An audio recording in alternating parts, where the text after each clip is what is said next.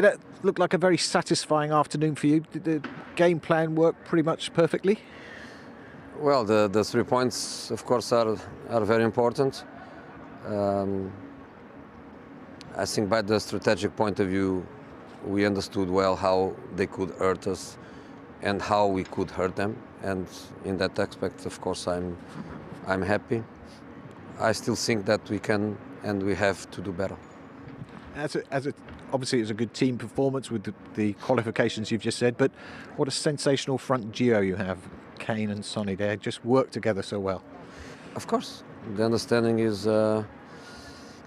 good, and against Leeds was important that mobility in attack, because they mark man to man, and if you stay in static positions, you give them an easy job. When you have mobility, is a bit more difficult for them. So that movement of Harry Kane appearing on the right side and Sonny in the finishing position fit well with our game plan. Is there a better duo in the Premier League at the moment right now than Kane and Son? I think in the Premier League there are many good players everywhere, even in clubs where sometimes you don't believe they can have great players. But in this moment in the Premier League are great players in every club. But I have to say that Sonny and Harry, they are doing special things this season. Special things because they've scored 76% of Spurs Premier League goals this season. It's a nice problem to have, but would you like the team to contribute more to that?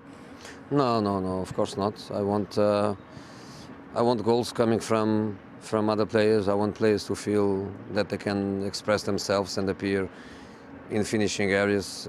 Today we had Toby, but of course was in a set play. But we had other players in positions to score. Højbjerg, Ndombele, I saw Bergwijn. We had players from other positions appearing in finishing positions, which is what I want from them.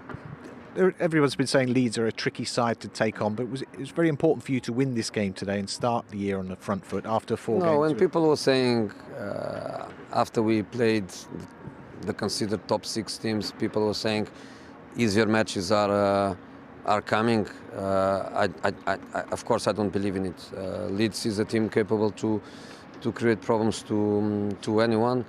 And the next one, Aston Villa, is my favorite team in the Premier League at the moment. Is a team that I enjoy more watch. Is a team with lots of very good players, of course, very well coached, and this is what is waiting for us.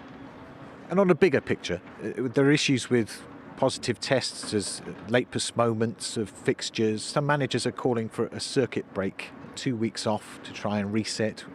Where do you stand on this one? I don't agree with that. I go back to the initial rules of if you have 14 players available, you have to play. And I don't see another reason for not to do it. If I